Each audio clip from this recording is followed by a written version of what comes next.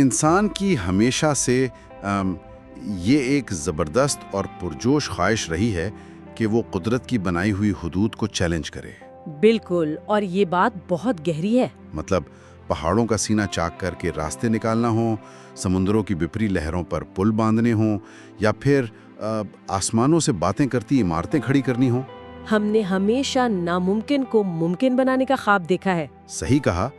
اس تفصیلی جائزے کا مقصد دنیا کے انہی حیران کن اور عظیم الشان تعمیراتی منصوبوں یعنی میگا پروجیکٹس کو سمجھنا ہے۔ چلیں اس بات کو سمجھتے ہیں کہ کس طرح یہ بڑے بڑے تعمیراتی ڈھانچے محض اینٹ، پتھر، لوہے اور شیشے کا ڈھیر نہیں ہوتے، بلکہ یہ ہماری ضرورتوں، ہمارے ارادوں اور اندیکھے خوابوں کی ایک جیتی جاگتی فزیکل شکل ہوتے ہیں۔ میں مانتی ہوں کہ جب ہم ان منصوبوں کو دیکھتے ہیں تو اصل میں ہم انسانیت کی اس ضد کو دیکھ رہی ہوتی ہیں جو رکاوٹوں کے سامنے ہار نہیں مانتی۔ یہ میگا پروجیکٹس اس بات کا ثبوت ہے کہ انسان خلا، فاصلوں اور اپنے راستے میں آنے والی رکاوٹوں کے ساتھ کیسے ڈیل کرتا ہے۔ ہاں، اور جب انسان کسی خلیج کو پار کرنے کی ٹھان لیتا ہے تو وہ کس طرح اپنے تخیل اور جدید انجینئرنگ کو ملا کر زمین کا نقشہ ہی بدل دیتا ہے۔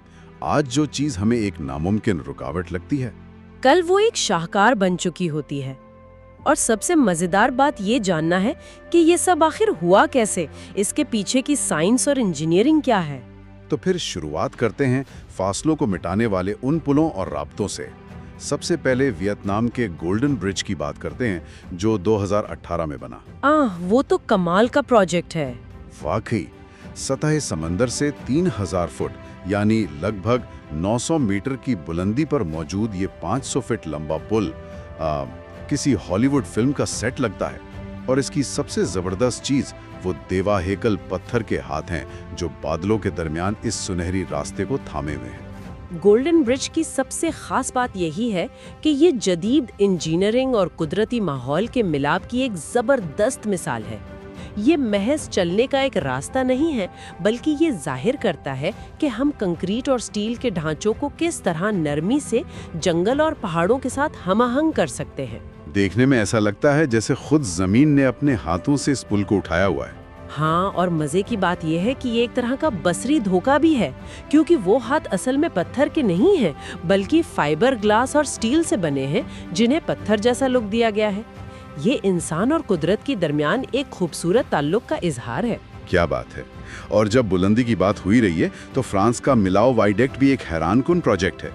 2004 میں دریائے ٹانڈ کی وادی پر بننے والا یہ پل اتنا اونچا ہے کہ اس کا سب سے اونچا ستون 1100 فٹ سے بھی زیادہ بلندی پر ہے۔ مطلب یہ پیرس کے ایفل ٹاور سے بھی اونچا ہے؟ بالکل۔ اس کی سفید، پتلی اور نفیس کیبلز بادلوں میں غائب ہوتی محسوس ہوتی ہیں، لیکن میں ہمیشہ یہ سوچتا تھا کہ اتنے بھاری بھرکم ڈھانچے کو ہوا میں اتنی نزاکت سے کیسے کھڑا کیا گیا، اور اس کے لیے ایک مشہور آرکیٹیکٹ نارمن فاسٹر کی مدد کیوں لی گئی؟ اس کی وجہ اس کا ڈیزائن ہے۔ نارمن فاسٹر اور انجینئر مائیکل ورلوجیو نے اسے صرف ٹریفک کا مسئلہ حل کرنے کے لیے نہیں بنایا، انہوں نے اس کا ڈیزائن منیملسٹ رکھا۔ منیملسٹ کا مطلب ہے کہ کم سے کم مٹیریل کا استعمال کر کے زیادہ سے زیادہ مضبوطی حاصل کرنا۔ بالکل صحیح۔ پتلے ستون اور تاروں کا جال ہوا کے دباؤ کو کم کرتا ہے، جو اتنی بلندی پر ایک بہت بڑا چیلنج ہوتا ہے۔ انہوں نے اسے ایسا ڈیزائن کیا کہ یہ وادی کے خوبصورت مناظر کو چھپانے کے بجائے اس کا ایک حصہ معلوم ہو۔ یہ تو واقعی ایک اسمارٹ اپروچ ہے۔ اور فاصلوں کو سمیٹنے میں چین کا جیاؤجوبے برج بھی ایک بڑا نام ہے۔ 2011 میں مکمل ہونے والا یہ پل 16 میل یعنی تقریباً 26 کلومیٹر لمبا ہے۔ یہ دنیا کے طویل ترین سمندری پلوں میں سے ایک ہے۔ سمندر کے اوپر اتنے بڑے پیمانے پر کنکریٹ کا جال بچھانا کوئی عام بات نہیں۔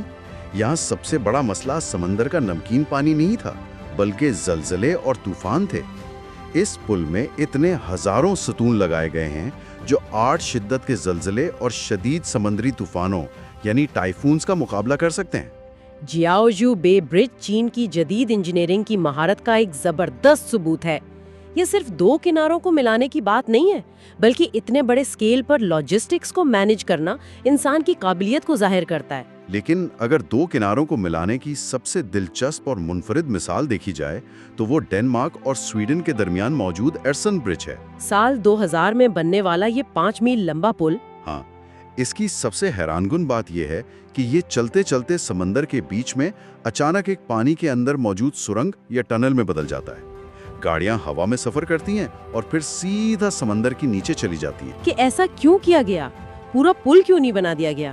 یہاں بات واقعی بہت دلچسپ ہو جاتی ہے۔ پاس ہی کوپن ہیگن کا ایئرپورٹ تھا۔ بالکل، اگر وہ پل کو اونچا رکھتے تو ہوائی جہازوں کے راستے میں رکاوٹ بنتا اور پورا ٹنل بنانا بہت مہنگا اور مشکل تھا۔ اس مسئلے کو حل کرنے کے لیے انجینئرز نے سمندر کے بیچوں بیچ ایک مصنوعی جزیرہ بنایا جس کا نام پیبر ہولم رکھا تاکہ پل کو ٹنل میں تبدیل کیا جا سکے۔ یہ ایک ہی وقت میں دو ملکوں کو جوڑنے اور الگ کرنے کا ایک خوبصورت تضاد ہے۔ پانی کے اوپر ایک شاندار اسٹیل کا ڈھانچہ اور پانی کے نیچے خاموش سرنگ۔ یہ ظاہر کرتا ہے کہ جب ایک مضبوط ویژن ہو تو کوئی بھی رکاوٹ انسان کو روک نہیں سکتی۔ تو ہم نے یہ تو دیکھ لیا کہ انسان نے فاصلوں کو سمیٹ لیا، لیکن بات سمندر پر پل بنانے سے بہت آگے جا چکی ہے۔ اب ان پروجیکٹس کی بات کرتے ہیں جہاں انسان نے سیدھا قدرت کے قہر کا سامنا کیا، خاص طور پر پانی اور ریت کو مسخر کیا۔ ذرا نیدرلینڈز کے ڈیلٹا ورکس کے بارے میں سوچیں۔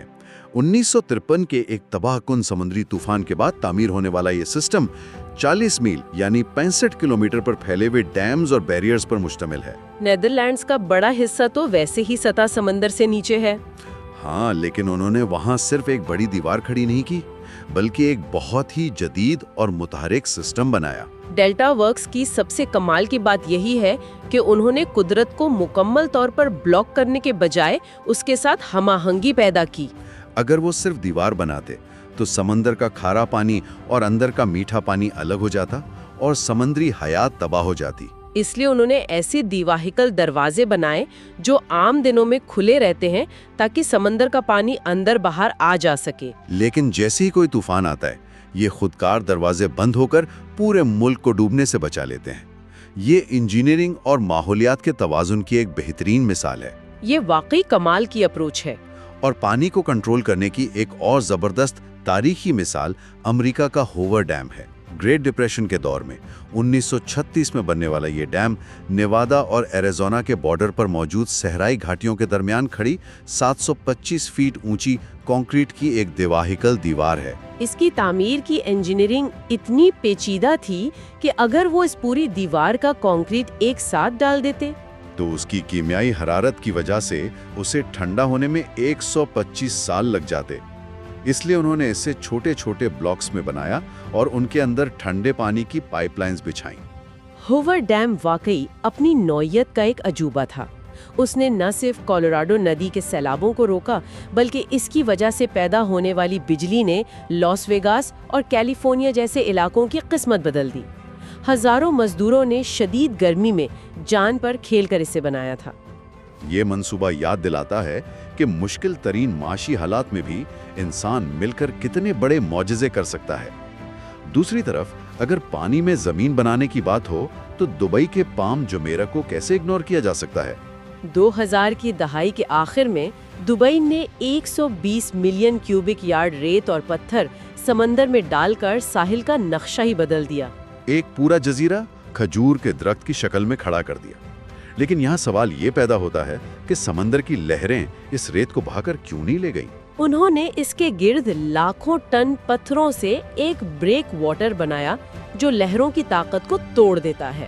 اور ریت کو سمندر میں پھینکنے کے لیے رین بوئنگ نامی تکنیک بھی استعمال کی گئی، جس میں بحری جہازوں سے جی پی ایس کے ذریعے انتہائی درستگی سے ریت کو سپرے کیا گیا۔ پام جمیرہ اس بات کی علامت ہے کہ انسان کس حد تک غیر معمولی چیزوں کو حاصل کر سکتا ہے۔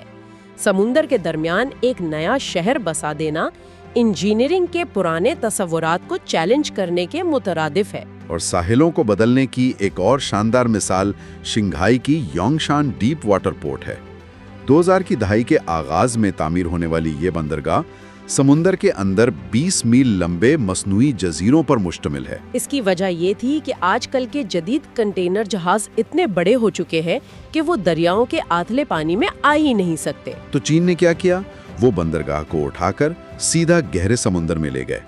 ایک پرانی مچھیروں کی جگہ سے دنیا کی مصروف ترین کنٹینر پورٹ بننے کا یہ سفر حیران کن ہے۔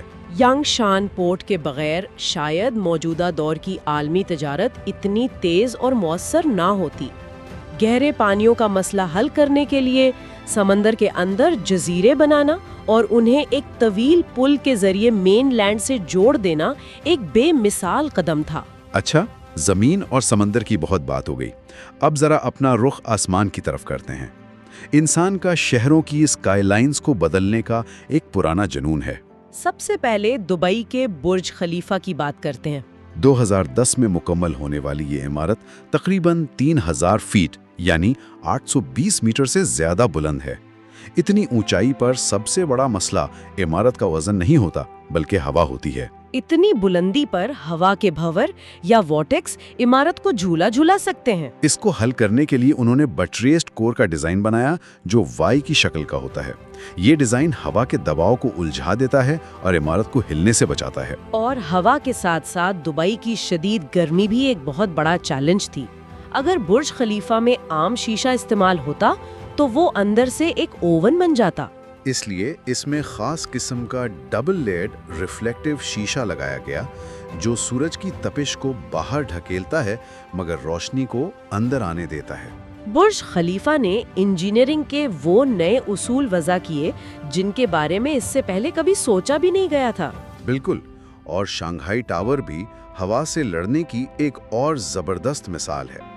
2016 میں مکمل ہونے والا یہ 2070 فٹ اونچا ٹاور اپنی بل کھاتی ہوئی یعنی اسپائرل ساخت کے ساتھ بہت حیرت انگیز نظر آتا ہے۔ اس کا یہ ڈیزائن صرف خوبصورتی کے لیے نہیں ہے۔ ہاں، یہ 120 ڈگری کا جو ٹوسٹ ہے یہ عمارت پر ہوا کے دباؤ کو 24% تک کم کر دیتا ہے، جس کی وجہ سے اس کی تعمیر میں ہزاروں ٹن سٹیل کی بچت ہوئی۔ اور شنگھائی ٹاور کی ایک اور خاص بات اس کا ڈبل لیئرڈ شیشے کا ڈیزائن ہے جو ایک تھرمس کی طرح کام کرتا ہے۔ اندرونی اور بیرونی شیشے کے خول کے درمیان موجود ہوا ایک قدرتی انسولیشن فراہم کرتی ہے، جس سے اس عمارت کو گرم یا ٹھنڈا رکھنے کی توانائی میں بے پناہ بچت ہوتی ہے۔ ترقی کی وہ قسم ہے جو اپنے ماحولیاتی اثرات کا بھی خیال رکھتی ہے۔ اور روس کا لاختہ سینٹر بھی پیچھے نہیں ہے۔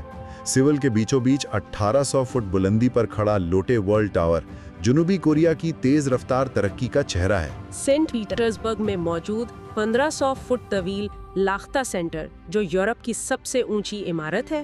فن لینڈ کے خلیج کے کنارے کھڑے اس شیشے کے ٹاور کے لیے سب سے بڑا چیلنج وہاں کی شدید سردی تھی۔ انہیں اس کا بیرونی خول ایسا بنانا پڑا جس پر برف نہ جم سکے، ورنہ برف کے بڑے بڑے ٹکڑے اتنی بلندی سے گر کر تباہی مچا سکتے تھے۔ یہ تمام عمارتیں محض اسٹیل اور شیشے کے ڈھانچے نہیں ہیں، بلکہ یہ اپنے اپنے ممالک کے لیے طاقت اور معاشی مضبوطی کی علامت ہے۔ اور جب ترقی کی بات ہو رہی ہے تو سنگاپور کے مرینا بے سینڈز اور نیو یارک کے ہڈسن یارڈز کو کیسے بھول سکتے ہیں۔ نیو یارک میں زمین اتنی مہنگی اور کم ہے کہ ہڈسن یارڈز کے پروجیکٹ میں انہوں نے ایک چلتے ہوئے ریلوے یارڈ کے اوپر دیواہیکل پلیٹ فارمز بنائے، اور ان پلیٹ فارمز کے اوپر ایک پورا نیا شہر، عمارتیں اور پارکس کھڑے کر دیے۔ ٹرینیں نیچے چل رہی ہیں اور اوپر ایک نیا شہر آباد ہے۔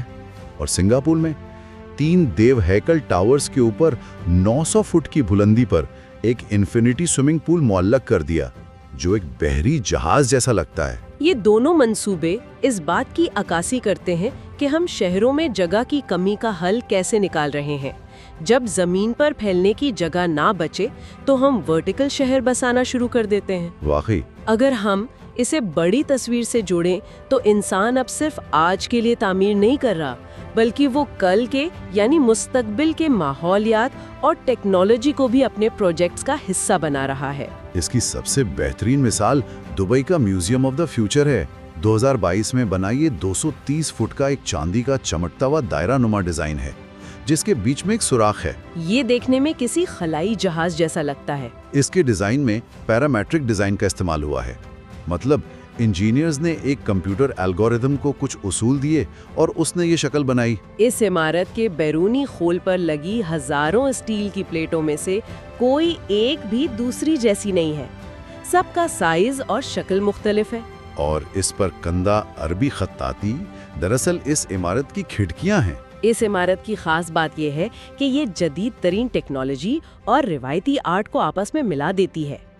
یہ ایک ایسا سنگم ہے جو سوچنے پر مجبور کرتا ہے کہ مستقبل کی طرف تیزی سے بڑھتے ہوئے بھی ہم اپنی ثقافت اور فن کو کس خوبصورتی سے ساتھ لے کر چل سکتے ہیں۔ اور اب میرے سب سے پسندیدہ پروجیکٹ کی باری ہے، لاس ویگس کا اسفیئر، 360 فٹ اونچا ایک دیو ہیکل گنبد جس کے باہر اور اندر لاکھوں LED لگی ہیں۔